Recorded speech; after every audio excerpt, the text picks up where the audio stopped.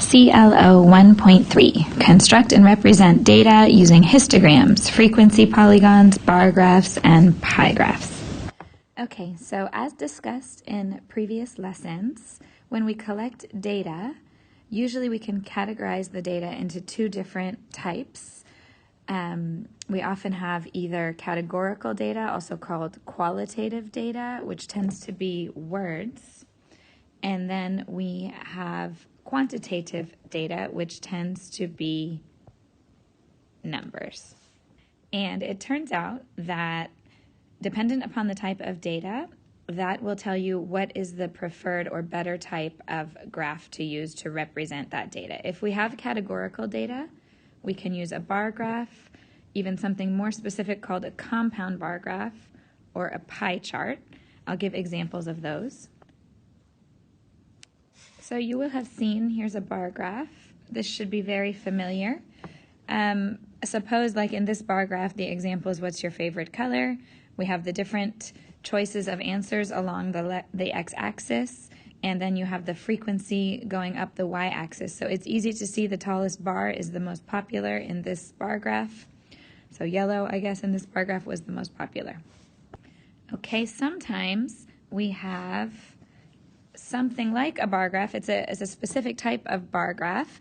It is a compound bar graph, and that's where we take the categories and further divide them into subcategories. So this example of the compound bar graph, it was different grades students received in different years. So the years are the categories, 2017, 2018, but then within those years, we made subcategories of letter grade A, letter grade B, letter grade C. So you can compare a lot more information in a compound bar graph. And then lastly, here's an example of a pie chart.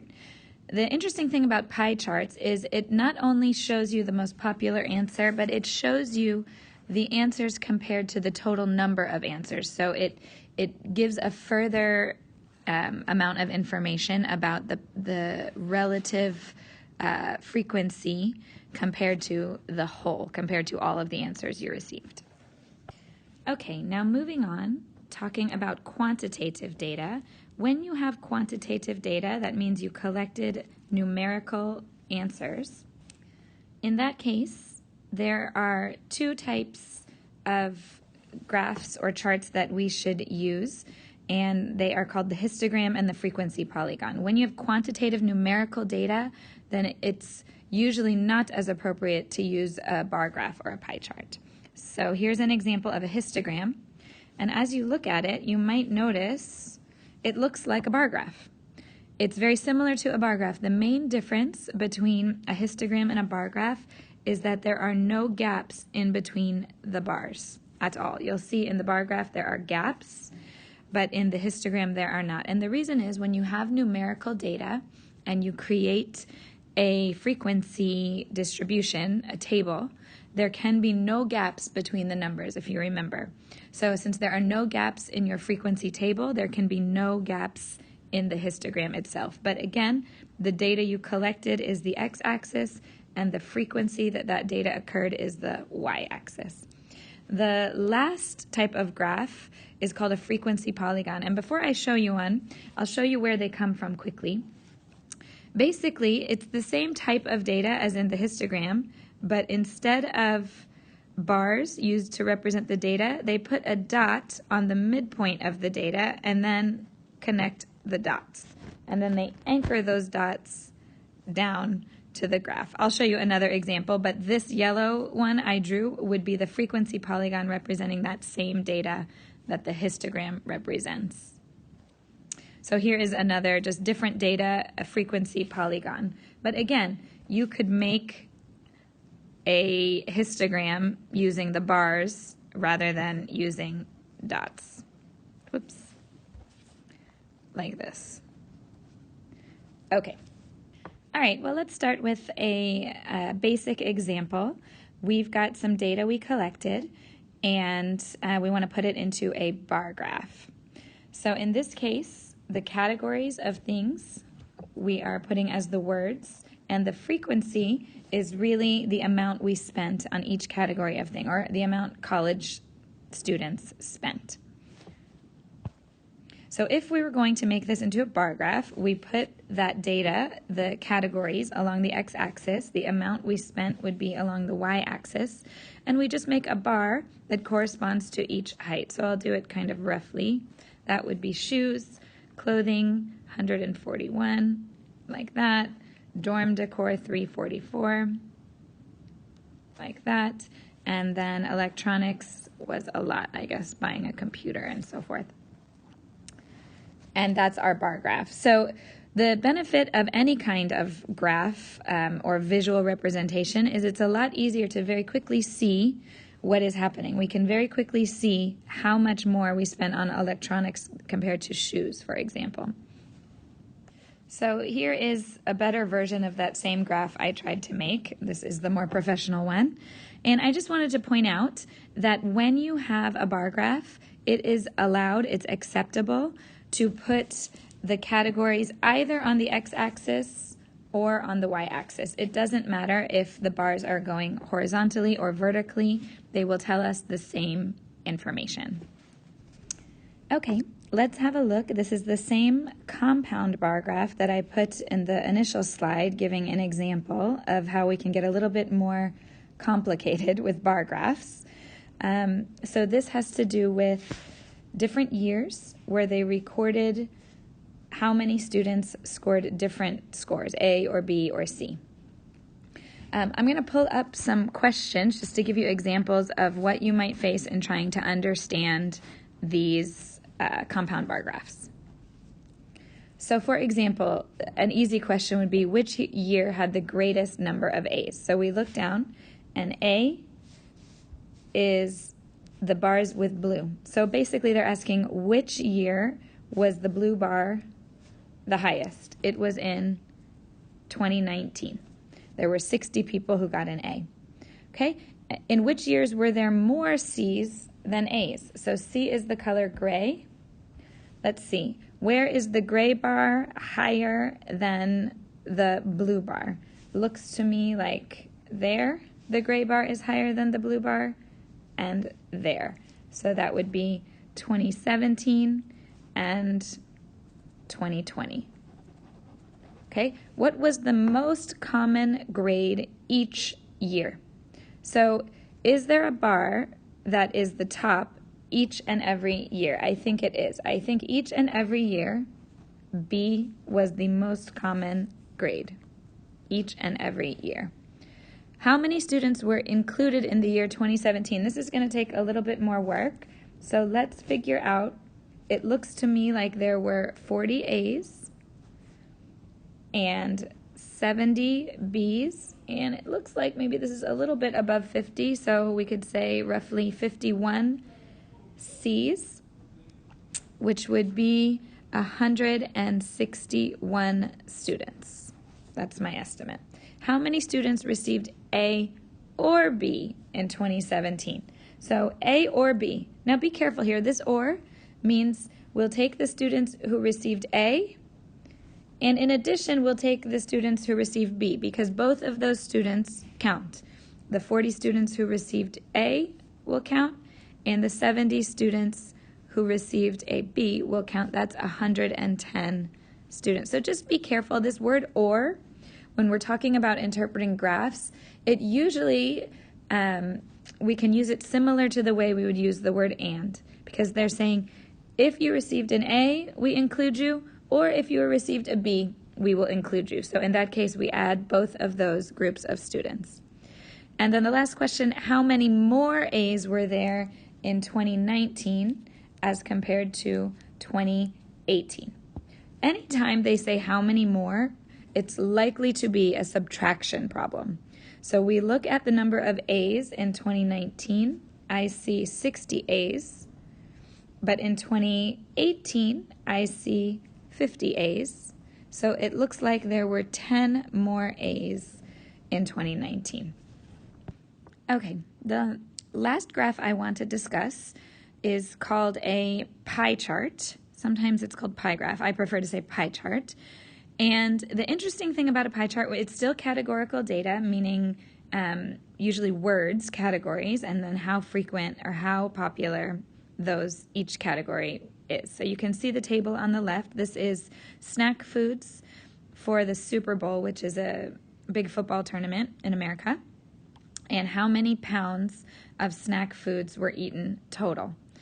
So they give us the frequency, they give us the potato chips, tortilla chips, all of that. And instead of making a pie chart, we want to say what percentage out of the total is each one of those categories. So the way you find the percentage out of the total, we'll do the piece out of the total, and you get a decimal, in this case 0.37333, which they rounded and said, okay, potato chips are 37.3% of the total, which is a little bit more than a third. So you can see that's a very big piece of the pie.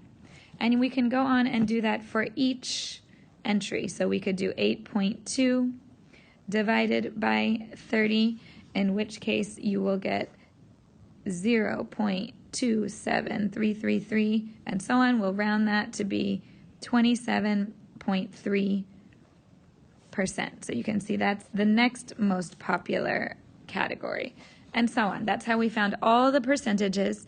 And then visually it's easy to see, compared to the whole, how many or what percentage of the total share was each of those different selections. So I wanted to give some example questions, because usually we'll ask you some specific application questions of interpreting pie charts. So let's look at these. What is the most favorite Super Bowl snack? Now that is quite easy. That's just what is the biggest piece of the pie. The most favorite Super Bowl snack in this case, potato chips. Okay. How many more pounds of potato chips were eaten compared to popcorn? So this actually takes a few steps. We have to look. Popcorn was 12.7, potato chips was 37.3. When they say how many more, that's always a subtraction question. So 37.3 minus 12.7. So we get 24.6% differential. But we're not done yet, because they did not ask for the percent, they actually asked for the pounds. So as they're asking for the total pounds, we'd say, okay, well, what is 24.6% of the total? We'd have to do 0.246 times the total of 30 million. So we'll do that calculation, and we end up getting 7.38 million more pounds. All right, let's look at the next one. What percent of Super Bowl snacks were popcorn and snack nuts? Well, this is actually quite an easy question. Popcorn is 12.7, snack nuts is 8.3, so we add 12.7 plus 8.3%, and we end up getting 21%, and the question itself was percent, so no need to calculate anything more. All right, this last question is a little bit harder. It's going to require some algebra. It says last year the total pounds of snacks eaten was less. So in this question, it's less than 30 million, some other amount. Given the same percentages in the pie chart, if there were 9 million pounds of pretzels eaten last year, what was the total number of pounds of snacks eaten? So here's what we know. We're talking about pretzels, and according to, how do you spell pretzels? Z-E-L-S. According to this chart, there's 14.3%. So 14.3% of the total. Okay, but they told us 9 million pounds of pretzels. 14.3% we can rewrite as 0.143. Of in math we rewrite as times. So we're still looking for, I'll write T for total. So this requires a little bit of algebra. And let's see, we need to isolate T. So we'll divide both sides by 0.143, divide by 0.143, and we will get a final answer, and it's 62.9 1.37 million pounds. Let's do one more example really quickly. Here's another pie chart. Different things. It looks like the survey question was, what's your favorite type of movie? We have 5 different categories. And so if we were to answer question A, what was the most favorite type? They're really just asking, well, what is the biggest piece of the pie? And to me, it looks like romance. How many people prefer sci-fi or action? So remember, when they say or, sci-fi was 20, action was 25. We include both of those people. The people who answered sci-fi are included, and the people who answered action. So in this case, it's the 20% plus 25%, which is 45%. But again, it did not ask us the percent. It said how many people. So 45% of the total. So the calculation will be, the total was 200, 0.45 times 200 people. That is 90 people.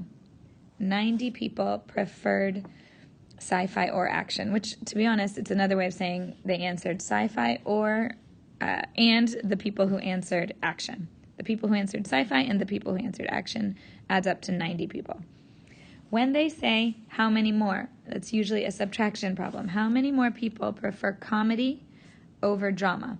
Means, where's the comedy? 20% of the people prefer comedy, but the people who prefer drama is 5. So how many more is that? We do a subtraction problem. That's 15% of the total amount of people prefer comedy over drama. But again, it's not asking for a percent, it's asking for people. So we'll say 0.15 times the total of 200 people. There are 30 more people who preferred comedy over drama. All right, let's look at the last one. I think this will have a little bit more algebra in it. It says it's another survey.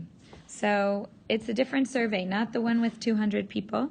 In that other survey, 150 people preferred romance. So 150 are sitting just in that piece of pie. So it looks like it was a much bigger survey. Using the same percentages, determine how many people participated in that survey. Well, let's write what we know. We know romance, according to our pie, is 30% of the total, but we're not sure what the total of this other survey is. But we know 150 people said romance. 30% is 0.30. Of in math means times. We're still trying to find the total. So we'll do a little bit of algebra to try to isolate the t. Divide both sides by 0.30, and we will get the total number of people in the survey was 500 people. Okay.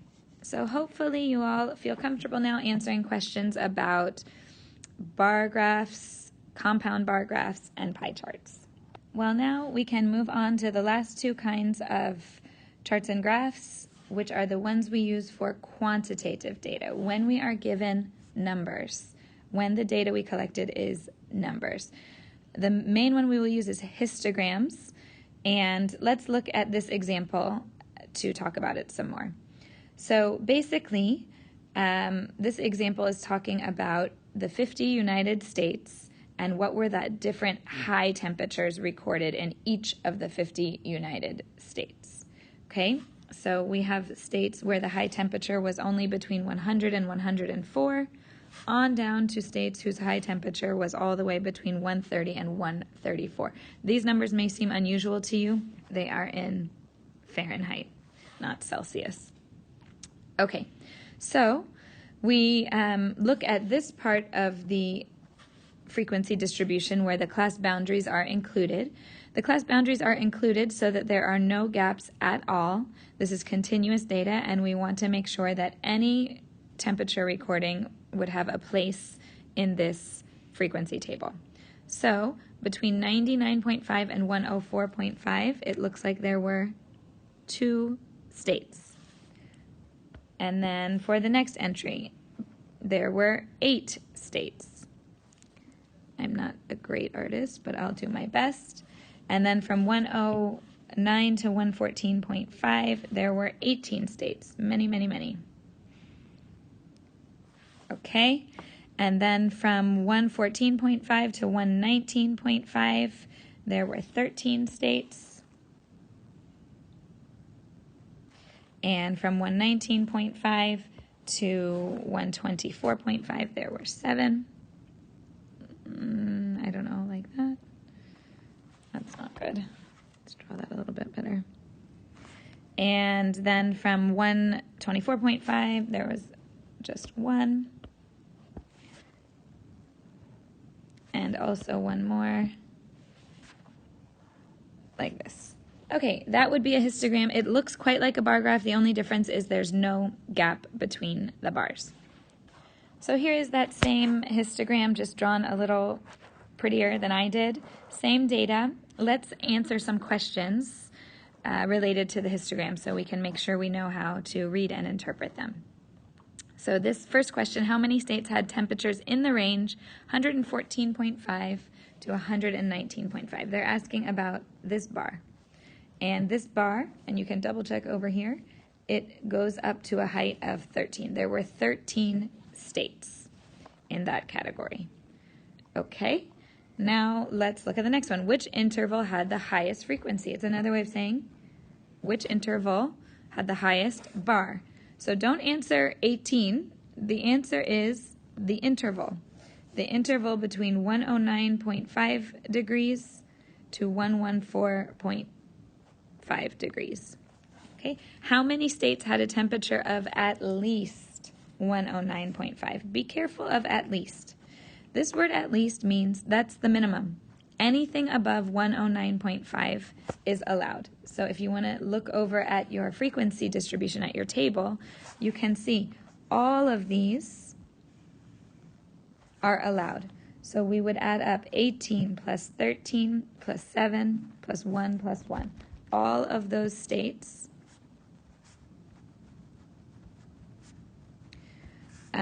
and so that is going to be 40 states. 40 states had a high temperature at least 109.5. Okay, now this is that very same data about the high temperature for each of the 50 states, but instead of representing it as a histogram, we are representing it as a frequency polygon. So I've just drawn the bars from the previous histogram so you can see the way we generate that frequency polygon.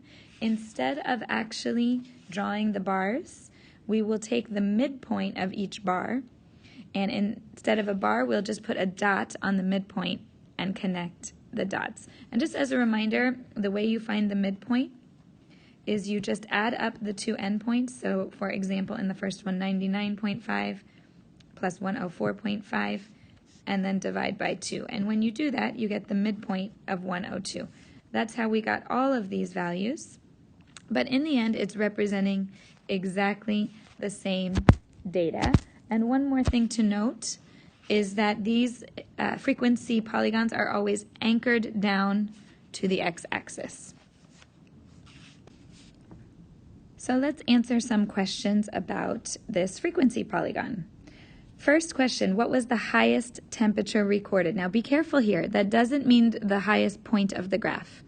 It means look on the x-axis and see what was the highest temperature recorded. The highest temperature recorded, 132 degrees. Okay, next question. What temperature was the most common? So remember, most common means the greatest frequency. The greatest frequency, the highest point is here. So it looks like the most popular temperature was 112 degrees. How many states have a temperature of at least 122 degrees Fahrenheit? At least means that's the smallest. It could be more. So we're talking about from here on. So there's this number, this, and this, which, as I remember, was 7. You can see from the graph 7 plus 1 will say about 9 states. Okay, And what percentage of states have at most 112 degrees? So we look at 112. At most means that's the maximum. So we have to look at all the states that are 112 or less, which that top was 18 states plus 8 states plus 2. Here's 18, 8, and 2, which you end up getting 28 states, but it didn't ask us the number of states. It said the percentage of the states, and I know there are 50 states, so 28 out of 50 states is, 56%. You do that calculation, you get 0.56, then you multiply by 100, and it's 56% of the states. Okay. So in summary, I'm just going to review the 5 main parts of the 5 main graphs and charts that we went over and what's special about each one.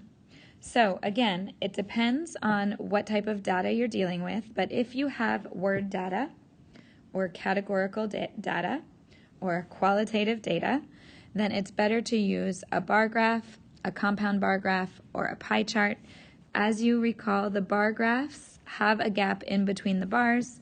We usually put the categories on the X and the frequency on the Y, but you are allowed to turn it sideways and have the bars going horizontally. A compound bar graph is when you take those categories and then you divide them into subcategories, and it just tells us more information about each category. The pie chart is the most useful thing about this is you can see the relative frequency of each category compared to the total number of pieces of data that we're dealing with. So the other two, quantitative data, when we have numerical data, then we should use a histogram or a frequency polygon. The main difference between a histogram and a bar graph is there are no gaps in between the bars. But again, we've got the numerical data on the X, the frequency on the Y. The frequency polygon represents the exact same data, just with a line graph where the dots are the midpoint of each of the bars of the histogram, and you connect the dots and then anchor that line graph to the X-axis. All right, that's it for this lesson.